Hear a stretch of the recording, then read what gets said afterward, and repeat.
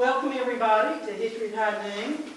We have a wonderful program today because I love this guy that's here. We're going to do that in a minute. You have available the newsletter from the museum. And on the front page it says Rosenwald School. It has been verified by Fisk University that the building on the old Carver campus on the end, that white brick building, is a Rosenwald School. So now my goal is to get a marker and flag for that building, because there's only four or five, I can't remember now, in the state of Georgia that are still standing, and that one's never been remodeled on the outside at all. It's the way it was built. Another thing to talk about is the Coffee County Memory Project, the integration year 69 to 71. It is going fast forward.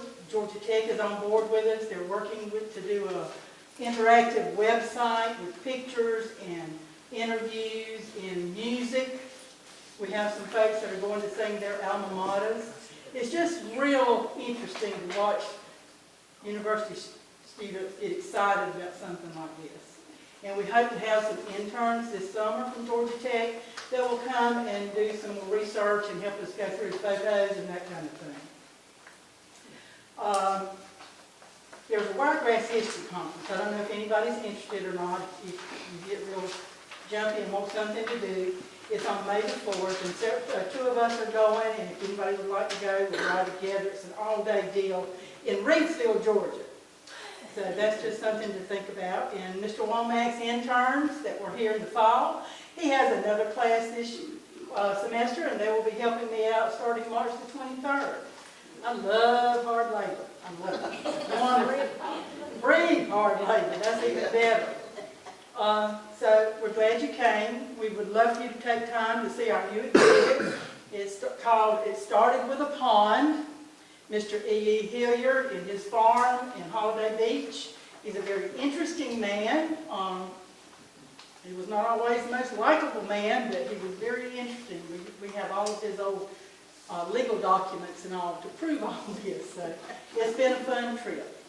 I'm glad you came. I want you back next month, but today we have a very special guest. He's an old friend of mine. I used to watch him play basketball. Jerome Loving with the American Legion 515. Thank you. Well, thank you, my friend, and to all of you, I'm pleased to be here today. And what Carol just mentioned, that building, we used to call it the Gray Building. I went to school in that building, 7th grade, a couple of classes, and also we practiced band there for a while. So I'm familiar with that campus. As she mentioned, I'm Jerome Loving. I'm a graduate of class of 1970, the years that she mentioned also.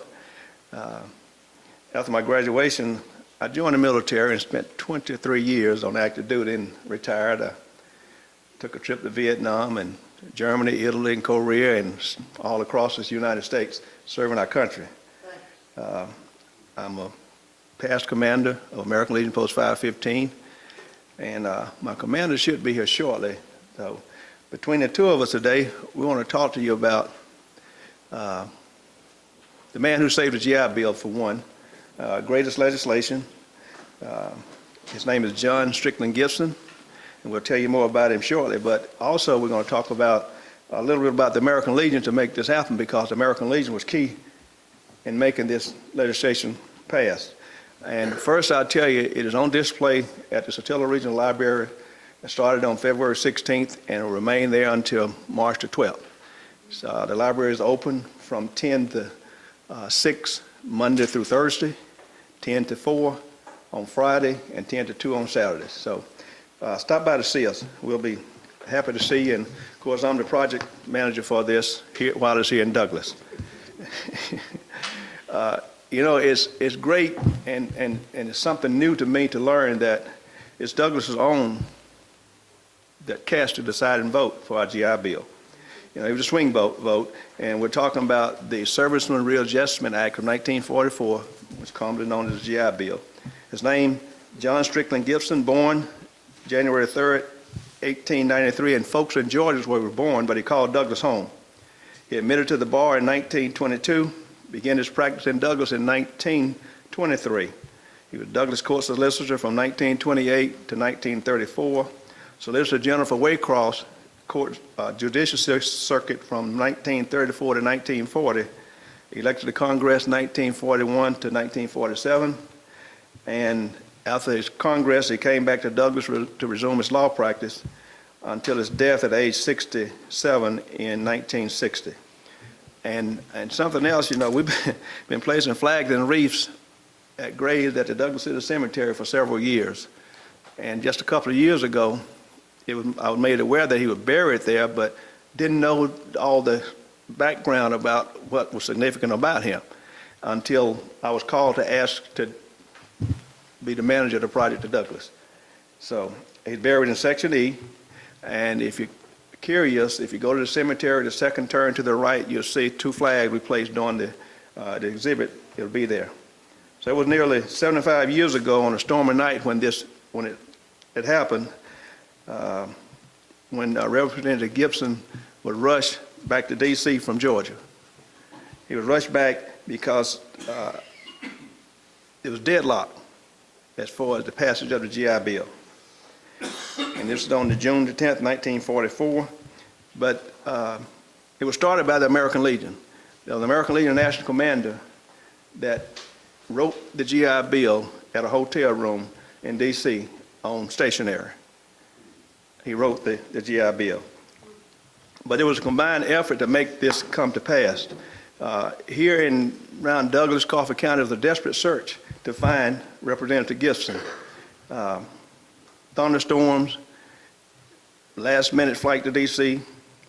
It was the week of D-Day invasion when this was happening. The House and Senate conference was deadlocked, as I mentioned. Representative Pat Kearney of New York told John Steele, an American Legion lobbyist, to get John Gibson here. He'll vote the right way. Now, Gibson had left word to cast his vote by proxy when he left because he was home recuperating from an illness and also while he was doing some hunting. But they didn't cast his vote. So he was needed. Now, it was a combined effort. I mentioned the Constitution editor used their newspaper clearance to place calls every 5 minutes to Gibson's home here in Douglas to try to locate him. The city and state police were stopping cars on the road between Douglas and Valdosta. The radio station WSB Atlanta and WGOVA of Valdosta was broadcasting appeals to whereabouts of John Gibson. Nobody could find him. The Los Angeles Examiner located the chief of the Air Force Public Relations to arrange for a car from Waycross for him to get there. The Hearst Wire Service woke up Eastern Airline manager to order the airplane to be held in Jacksonville Airport until he got there. So you can see the effort put into him. And once he returned home on one of those calls, he answered the phone. The Georgia American Legion Department commander picked him up in his car to take him to Waycross. Once he got to Waycross, the car waiting, got to the Florida line, the Florida State Police escorted him to the airport so he can catch his plane.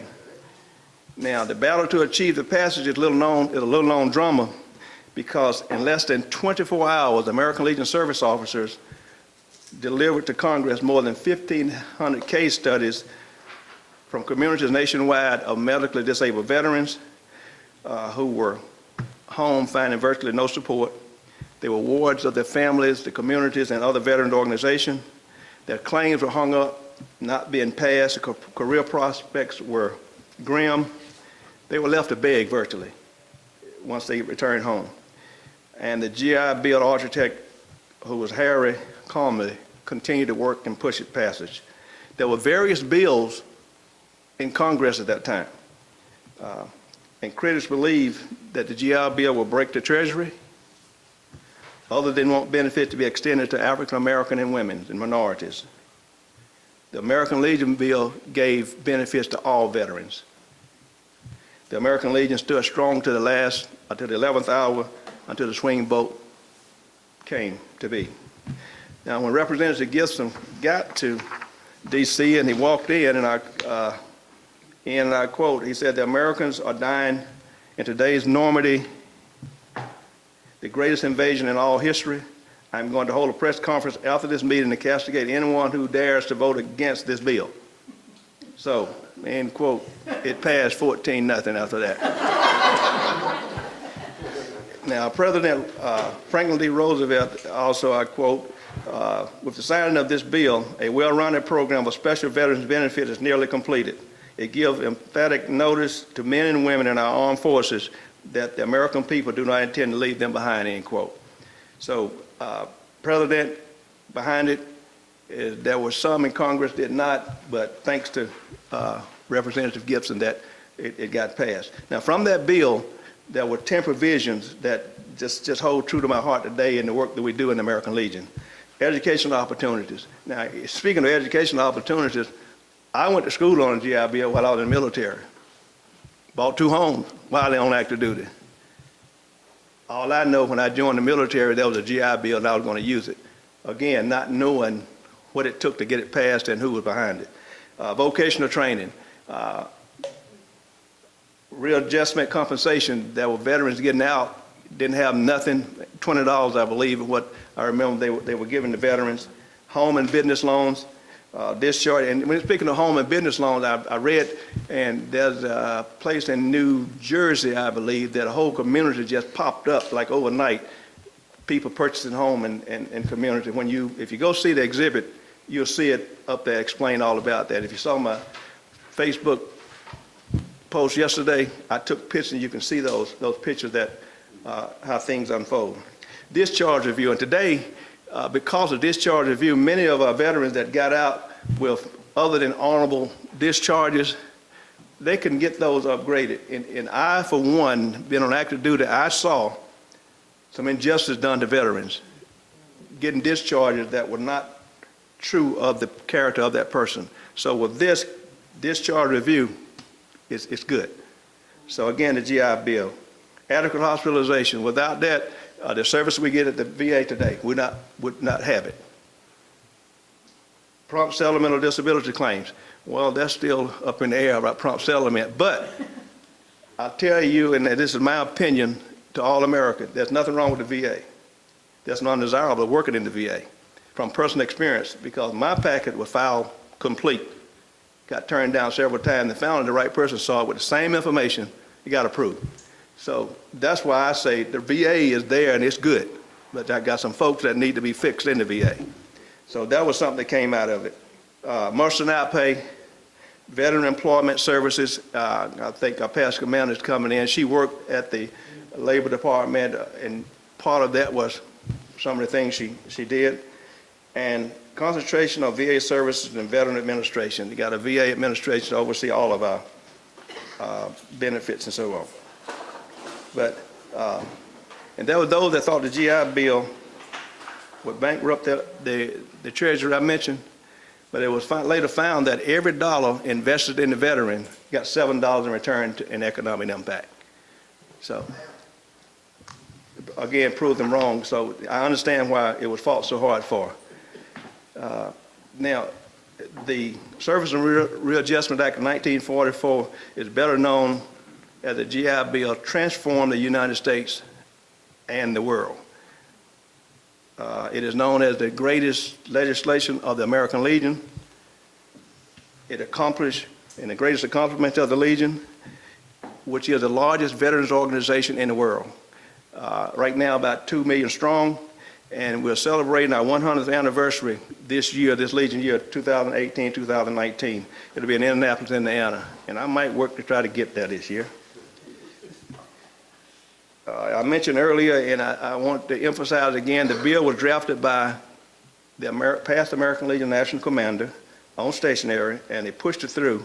They pushed it through by World War I veterans, for the veterans of World War II. And that GI Bill today is still in place, revised, modified for the post 9/11 veterans to use, and also their families. So going back from the beginning of the GI Bill to today, I know there's a lot that's been done, and it continues to serve a great purpose.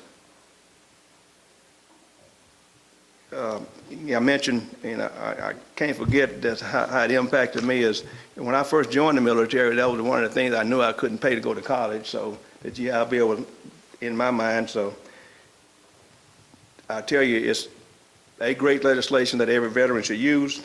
And on February the 15th, the exhibit that I mentioned to you is on display came to Douglas and Colfax County, escorted by the Legion Riders. And this exhibit is sponsored by the American Legion District 12 family and the Satilla Regional Library Douglas branch. And this is the first stop in Georgia for this exhibit. It has been other places in the United States, and they're going to leave here and go to Columbus. But they chose Georgia, Douglas, because this is his home, and they know we'll do a better job of making it happen. So the American Legion salutes the greatest legislation and John Gibson doing the centennial exhibit. And the exhibit traces the story of the GI Bill from the days of 1943 when the disabled veterans of the GIs were coming home, but resources on no opportunities really, at about 75,000 per month. That's how many was coming home with different needs. Now, at our opening ceremony, there were two nephews or grandnephews of Representative Gibson there. One was Walter Gibson of Statesboro, Georgia, and the other one was Cedric Sweat, right in Axon, Georgia. Didn't know. But the American Legion family and dignitaries were there also, and we had our mayor to welcome them. We had Chairman of the Colfax County Commissioner, Jimmy Kitchen, to welcome us, and Belvy John, the probate judge, and other community folks that were there. Good ceremony, and there's going to be a closing ceremony on March the 12th at noon, so we'll figure out what that's going to be like. But Congressman nephew Walter Gibson, he had some great things to say about his uncle. First, he said, it's a wonderful thing to educate the citizens of the country, particularly the veterans, and some of the veterans say it is the greatest legislation that passed. He said his uncle had a colorful character, had a lot of humor. It's salty at times, but young teenagers thought he was funny, but he was a dynamic speaker. And he said people would quit work when they know he was in court to come watch him on stage. So he was good. They say it was better than going to the movie to watch him perform. He always wore a double-breast coat. He was tall. He had a loud voice. And when he got ready to make an announcement, he would, at family reunion or wherever out in the public, he would stand flat-footed and jump on the hood of a car and walk up on the top to speak. So he asked his dad one day, why does he do that? And he said, he just liked to be seen. But that was his nephew, Walter Gibson. The other one, Cedric Sweat, the other great nephew, didn't have a lot to say, but he said he heard a lot about the exhibit at family reunion, mostly there. And but he said it's great to see it going nationally, get more attention. So the family was pleased. He had a granddaughter up in the Atlanta area, could not make it, but we were pleased to have that family representation. Now, a portrait of Congressman Gibson is in the library near the genealogy room where the display is located. It'd be great if some of the schools come out to visit this exhibit and bring the kids. And every veteran should come to the exhibition and honor the person that really gave us so much. And it's great to know that it's Douglas own that gave it to us. And they should take advantage of the GI Bill and be thankful that Representative Gibson was on our side. I say veteran, but I think all Americans, because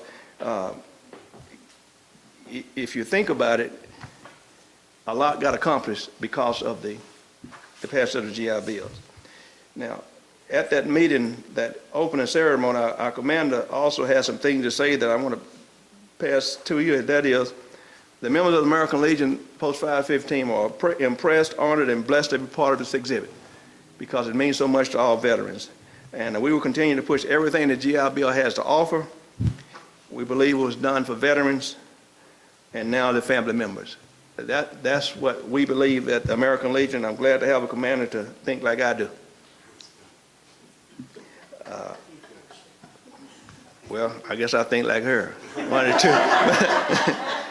But Douglas and Coffee County has been good to us over the years as far as Post 515 and the program that we sponsor and present to the community on behalf of the American Legion and what it stands for. We just don't know what we'll do without you, because we do our best to do what the American Legion stands for. That's service to veterans, veterans' family, and the community. And this exhibit is just one more to add to what we do. If opportunity presents itself to do a veterans type cause, they can count us in. We'll be there.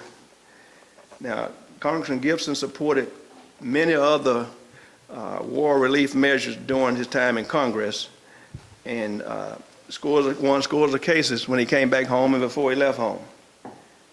But if you think about it, what kind of impact that would be on the United States if we didn't have the GI Bill? Where would the United States be in the world if we didn't have the GI Bill?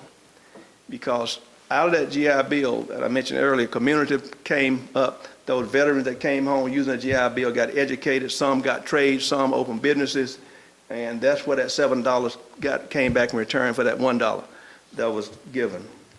So we're glad Representative Gibson was on our side or the side of the American Legion, because it included males, minorities, blacks, all veterans. Others did not include African American and females. We're glad he broke the deadlock tie. And the American Legion National Commander that wrote that bill, we salute him also. Because, as I said, there were others on the docket that did not measure up that they believe in. And one other thing I'll say that, and don't get me wrong, that I'm trying to compare. Our World War II veterans are our greatest generation. But as I began to learn more about the American Legion, I said, the World War I veteran wasn't too bad either, were they? They gave us the American Legion, they gave us the GI Bill. So I'm thankful for both. Again, don't ever think I'm comparing the two. But I just thankful for both, and I'm beginning to learn what the World War I veterans, they went to war and they came back, and they think forward thinkers, I believe. If we don't have this, our nation will suffer. Now, the American Legion was established September 16, 1919. The goal was to take care of the widows and orphans of the war.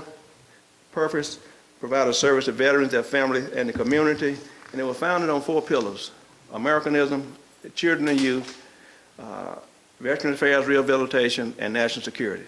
Now, I'm proud to say 3 of those pillars we do well in this community. That's what I believe. And we got proof to show it down in our post if you want to come see.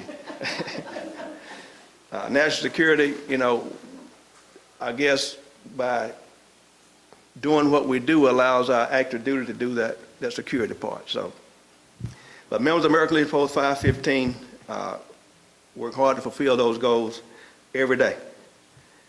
And I'm not going to close now because it looks like Ms. Carroll told us we had some more time. So I'll invite my commander up, and she'll talk about some of the programs that we do at the post, and between the two of us, we'll give you a little update on that. While she's walking, I would tell you thank you for your support to Reef Across America. That's one. I think that's our largest program that we really focus on our veterans, past and present. It's going to be December 14th this year, and we'll start our fundraiser for it in about a month to get ready. Right now, we've gained 1 more cemetery, so we're up to 75, and we'll still say the number is close to 3,000 now, veterans in those cemeteries. And last year, we took on another brand new project, the 9/11, the first community-wide 9/11 program we did at CCA. We did it outside, but this year, we're going to go inside because 3 hours outside in the hot sun, and the way it was a little long. we're going to do it inside at CCA Gym, so on 9/11, so start thinking and come on and see us. Those are our two biggest, and I'll move away to my commander, let her talk, and then we'll see where I can pitch in. Commander? Good afternoon, everyone. It's so good to see y'all in this environment because just like Past Commander Loving said, history is in the making in Douglas and Coffee County. I mean, I never realized the magnitude of the GI Bill until I read the display. And basically what it said for one man, when they were tied, they just said, go get John Gibson. And I'm gonna tell you, if nobody knows, Georgians can really rally together to get a person. And that was the time we didn't have cell phones. That was the time that, you had those house phones, and they got him. They really got him, and it made it all possible.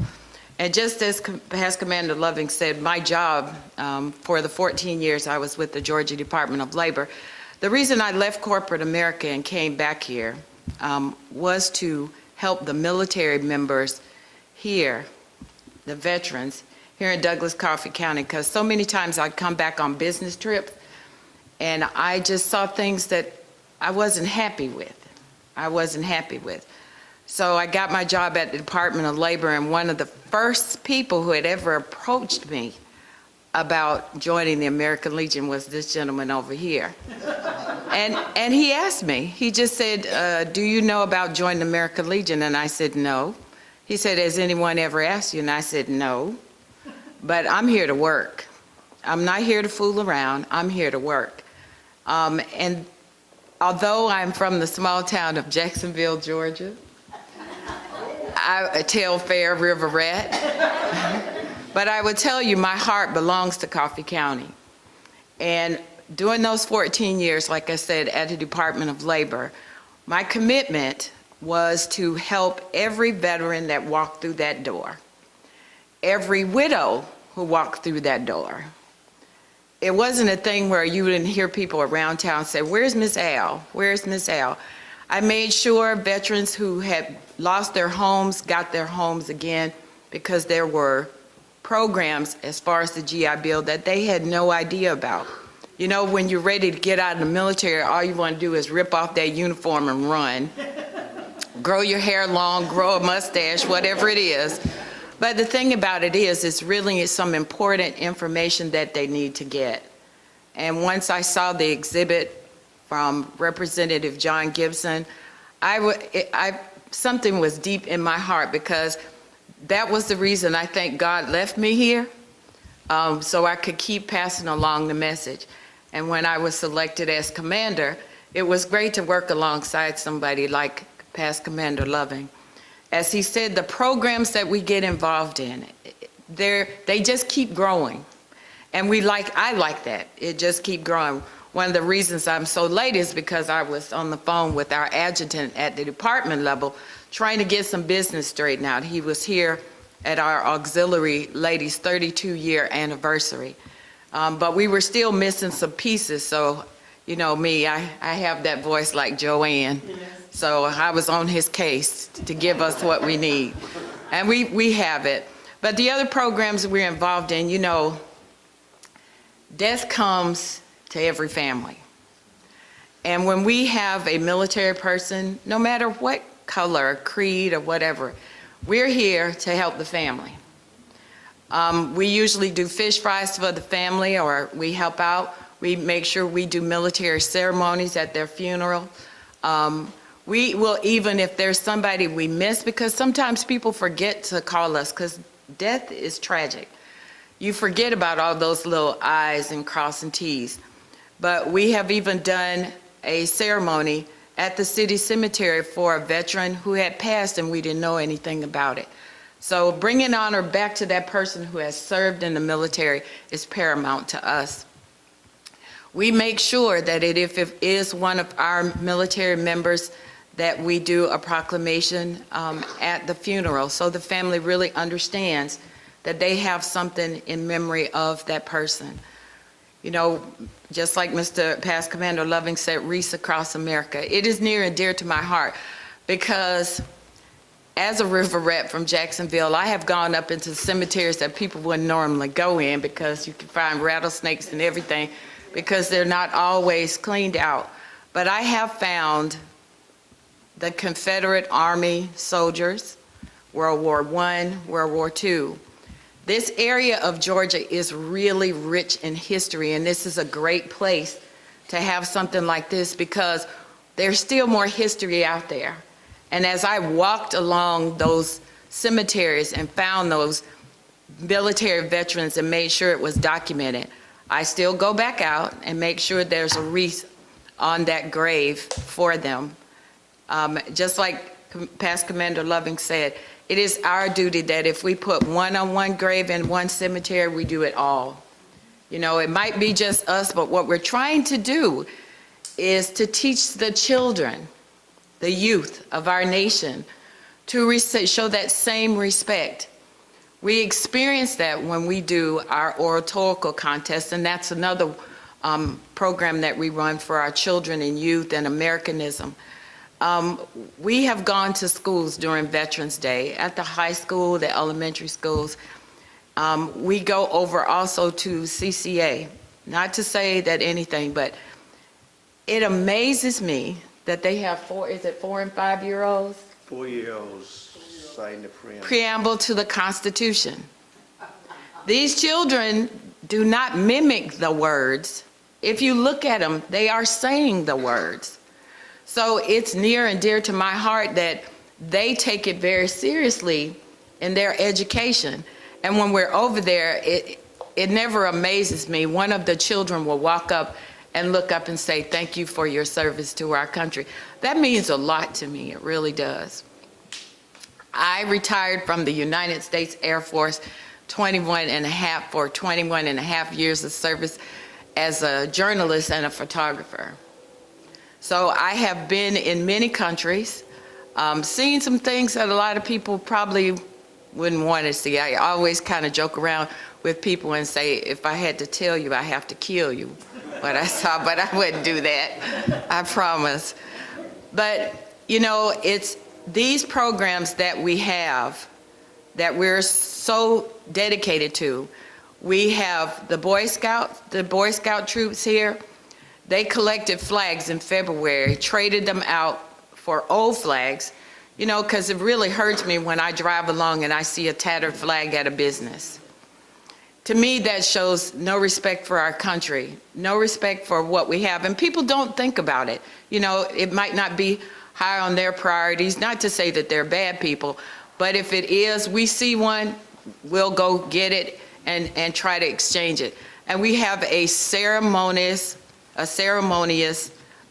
ceremony that will take care of those flags so that they are destroyed the right way. And the Boy Scouts, we work with them, we contribute to their programs, because remember, we're all into children and youth. We also have a boy, and the unit auxiliary has a girl state. In Boy State, believe it or not, they go and learn about local government. Each one of them plays a part in that. They learn about, you know, what the Parks and Recreation, what the police does, what the city councilman does. These children are learning about our government. So it's not only are we raising good Americans, but these are our future who are going to take care of us as far as policies, politics, and things like that. And it amazes us because when they come back, if you would see their faces, they are just so energetic and enthusiastic. You know, the things that meant so much to us during our time, it's different with them. Friendships are their main thing, but they learn that they can develop friendships. Those are the ones who are shy, come out of their shell. One of our young ladies who's a member of, junior member of the auxiliary, she's in junior ROTC. She doesn't hardly talk, but they sent her to Girl State. Do you know now she's on the mayor's junior council and she talks? she talks. And she said this has made such a difference in her life that she is going to continue this. So this is how, with all of the agencies, we're working together, whether they're, the civilian agencies or whatever. This is how we're helping develop our children, developing our whole state, our whole county and stuff, because I just love it. Past Commander Loving and I have probably been at the city council meetings and stuff so much, they've made us honorary members. They told us we don't have to do anything. But our goal this year is to make sure wherever we can get out there and let people know what we're doing. Because without you, we could do nothing. You are helping us because we are a 501(c)(3) organization. Everything that you give us goes back in this community. We just had our district meeting at our post. And like I said, we also had some people from the Department of Georgia come down. And just like Past Commander Loving said, if you come in our post, you will see miniature checks of all the students that we were able to give scholarships to. If we were to write a story about each one of those people, and they're from Coffee County, you will learn that those recipients are now lawyers, doctors. They are really coming up. And that's what we want, them to go out and make something of themselves and come back and make the richness of the history of Douglas Coffee County. And that's basically happening right now. You can't see it, but once you write it down, it's in our history books. And that's one thing we want you to know. Those children that have reached out to us for scholarships, it's coming back. It's twofold. And I'm so proud of them with everything. I really am. We do a lot of other things. We have, for Thanksgiving, we do baskets, Christmas, all of those things, because we have to make sure that we are at the forefront. And we'll be going to the Georgia conference in March. So we always kind of team together.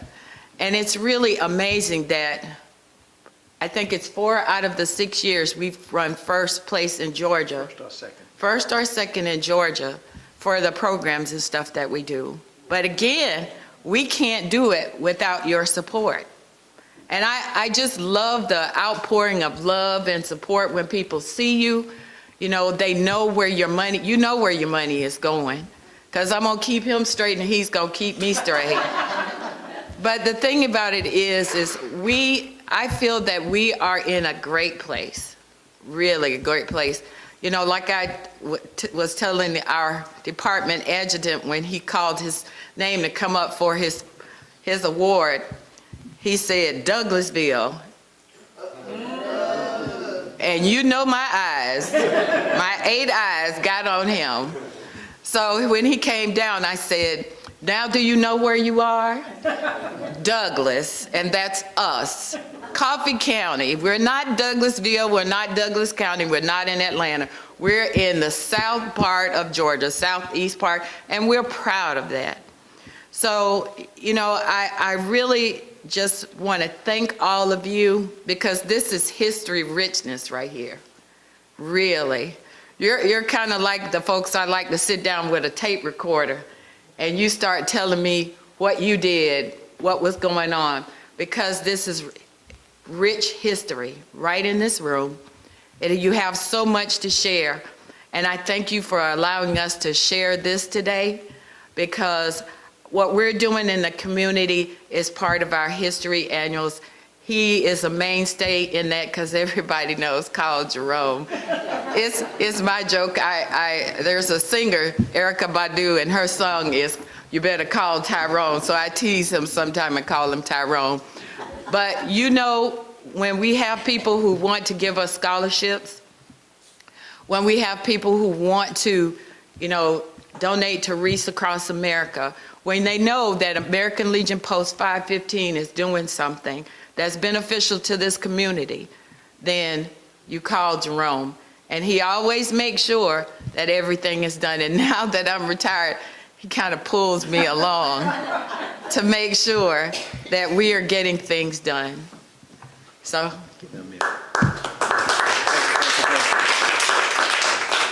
Before Carol get here, a couple of things. There's another program that we just started this year, the fifth grade essay.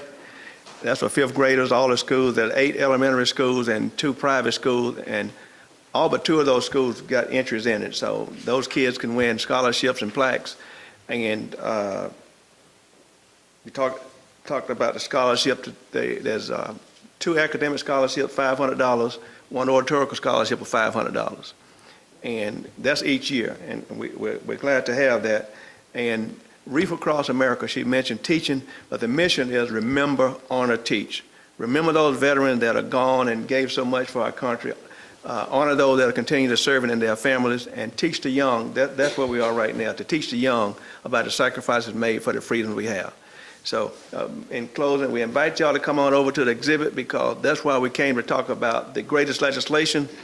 It is the greatest legislation in my book, and we'll be there to March the 12th. So thank you, Carol, for inviting us, and thank y'all for the opportunity. Thank y'all both very much. I thank y'all for coming, and just for a little side note, my granddaddy was in World War II, and as a little girl, he'd get up in the mornings and we'd pick the pieces of shrapnel off the sheets. And years later, I'd ask him, I said, Papa, why didn't you ever get any help? He said, I went in the line that was the shortest to get out. And but I remember that very vividly. But he was a Legion member. Yep, he was. I appreciate y'all all coming, and we'll see you in March. Thank y'all very much.